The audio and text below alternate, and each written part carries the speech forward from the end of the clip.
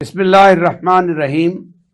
नाजरीन, आज का प्रोग्राम स्पेशल टॉक से शुरू करते हैं। स्पेशल टॉक का मकसद ये है कि इस वक्त जो सियासत हमारे गिर्द घूम रही है और जिस तरह वो पूरी कौम को घुमा रही है, उसके जाविये और उसके अनासर जो हैं वो इस तरह महसूस हो रहे हैं कि पाकिस्तान एक गिरदाब में फंसा हुआ है और निकलने की कोई राह नज़र नहीं आती। इस मौजू पे आज गुफ्तगू करेंगे। मेरे मेहमान गिरामी हैं डॉक्टर असलम डोगर साहब और जनाब इकबाल शाहिद साहब। डॉक्टर असलम डोगर साहब तारीख़ दान हैं, मुहक्किक हैं, लिखारी हैं, और इकबाल शाहिद साहब दानिश्वर भी हैं, ब्यूरोक्रेट भी हैं, और उन्होंने मुख्तलिफ प्रोग्रामों में अपने नज़रियात के ज़रिए वादे किया है कि ये सियासत और ये मुल्क और ये मुल्की सियासत हमारे लिए पेचीदगियाँ पैदा कर रही है। सवाल ये है कि ये पेचीदगियाँ हमें कहाँ लेके जाएंगी? क्या पाकिस्तान कभी स्टेबल होगा? क्या ये सियासी जमातें कभी मैच्योर होंगी या नहीं होंगी? इस बारे में मैं जनाब असलम डोगर साहब से दरख्वास्त करूँगा कि वो आगाह करें कि क्या हम इस तरह चलते रहने से कोई मुस्तकबिल बना सकेंगे या नहीं। जी असलम डोगर साहब।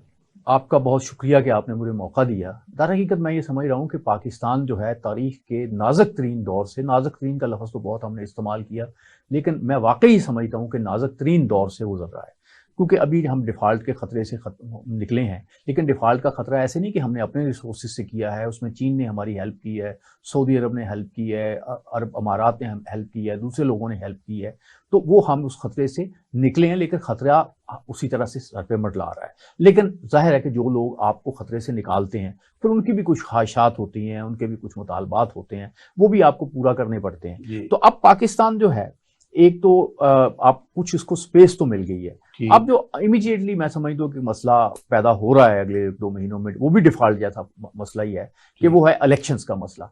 अगर तो हम इलेक्शन एमिकेबली करवाने से में कामयाब हो जाते हैं और फिर एक नई गवर्नमेंट बन जाती है, तो फिर हम पाकिस्तान के मुतालिक कोई अच्छा सोच सकते हैं। लेकिन बाहर ऐसे नजर आ रहा है कि सियासतदान जो है वो यहाँ फिर कोई गलती ना कर जाएं जिससे गैर जमहूरी फोर्सेस को, कोई निगरान गवर्नमेंट को, किसी ऐसे सेटअप को जो इलेक्शंस पे जिसकी एक समझे ना हो, उसको अगर मौका मिलता है तो वो फिर मुल्क का मुस्तकबिल जो है वो बड़ा उसके लिए उस पर बड़े सवाल उठेंगे और बड़ी एक सोचने वाली बात होगी। तो मलिक साहब, बात यह है कि इस मौके पर सियासतदानों को, अब मैं समझ सभी सियासतदानों को, अगर वो ये नहीं करते तो मैं समझता हूँ कि वो एक इक़्तिदार की जो बस है उससे क्या आप सिर्फ सियासतदानों को समझते हैं इस सारे मामले के वो जिम्मेदार हैं, या कुछ ऐसे अनासर भी हैं जो सियासतदान तो नहीं हैं लेकिन सियासतदानों का तरीका और सियासतदानों के सारे रास्ते उन्होंने बंद किए हैं या खोले हैं? मैं इकबाल शाहिद साहब से पूछूंगा कि ये हाल ठीक होगी? से बहुत शुक्रिया। निकल तो रहे हैं। आपने सवाल में ही जो है दूसरा सवाल कर दिया और बल्कि उसी में एक जवाब था। देखिए, कोई भी दुनिया का मुल्क जो है जो सॉवरेंट हो और वहाँ जमहूरी सिस्टम चल रहा हो, हक़ हुक्मरानी अवाम के पास हो और अवाम ही अवाम लोगों को मुंतखब कर सकते हो। हक़ हुक्मरानी का ही तो फैसला नहीं हुआ पिछले 75 साल में। दुरुस्त है, वही मुंतखब कर सकते हैं और वही उनका इस्तेसाब कर सकते हैं और इलेक्शन में उन्हीं की मर्जी के मुताबिक उनके खिलाफ वोट उनको अगर नहीं काम किया तो ना दिए जाए, नए लोग आ सकें और हर आदमी उस रियासत में जहां वो रहता है उसके वोट की कदर और इज्जत और उसकी वोट की वजह से लोग मुंतखब हों। तो फिर तो आप कह सकते हैं कि पाकिस्तान के जो मसाइल आपने बताए हैं इनको हल करने के लिए कुछ जिम्मेदारी लेने को तैयार हो। पाकिस्तान में कंट्रोल जमहूरियत है, यह जमहूरियत नहीं है। 2 हिस्सों में तकसीम, एक है खानदानी जमहूरियत, एक कंट्रोल जमहूरियत है। पाकिस्तान में कोई भी सियासी जमात अगर अवामी पजीराई की तौर पर आगे बढ़ती है, और जैसे कि तजर्बे पीपल पार्टी ने किए, इससे पहले जब इस पाकिस्तान था हमारे पास उस वक्त किए गए, तो कुछ नहीं पसंद आए लोगों को जो ताकतवर लोग हैं। यहाँ जमहूरियत को पनपने दिया जाता ही नहीं रहा। आप देखिए कि जब पाकिस्तान के वेस्ट पाकिस्तान बन गया तो फिर भी पाकिस्तान पीपल पार्टी में धड़े बना दिए गए। कौन कौन सी उन्हीं में से आप देखिए, गुलाम मुसा जतोई आ गया, कौसर नियाजी आ गया, हनीफ रामे आ गया, ये कौन कर रहा था?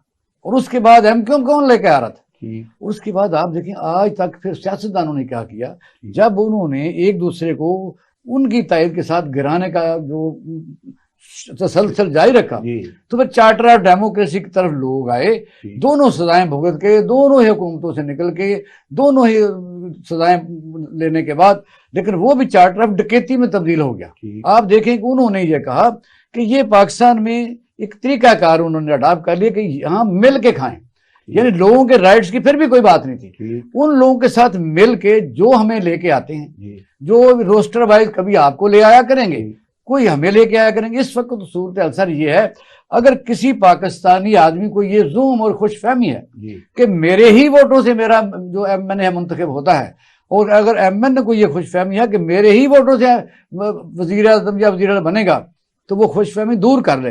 आपके सामने कराची मॉडल है, जी कराची मॉडल इस वक्त एक्सरसाइज हो चुका है ठीक इस पूरे पाकिस्तान में। आप देख रहे हैं, तो उसके बाद आजाद कश्मीर, उसके बाद जीबी की इतना सेंसिटिव इलाके हम बाज नहीं आए, ठीक यानी चलते रहने देना चाहिए था। अगले इलेक्शन का लोगों से कोई तवक्को नहीं है, और अभी तो ये भी नहीं पता कि ये हुकूमत जो रोजाना झूठ बोलती है जी कि पहले दिन उन्होंने कहा जी ये असम्बलियां मुद्दत पूरी करेंगे, ठीक हमें पहले को करने नहीं देता था, ठीक फिर कहा ये 8 अगस्त को, वो उसमें बदबयानती है कि जी 90 दिन हम ले लेंगे, 1 महीना का। फिर यह है कि आज असल सवाल ये है जो आगे आ रहा है हमारी मुश्किलात में, वो ये है इन दोनों सियासी पार्टियों जो इस वक्त बरसे इक़्तिदार हैं बड़ी, उन्होंने तो वजीर आजम भी जो इंटर्म है, जो उनके नीचे मिनिस्टर्स हैं, जो चीफ मिनिस्टर्स हैं, सेक्रेटरीज हैं, आईजीज हैं, चीफ सेक्रेटरी, वहां तक भी हतमी फैसला कर लिया। तो कहाँ की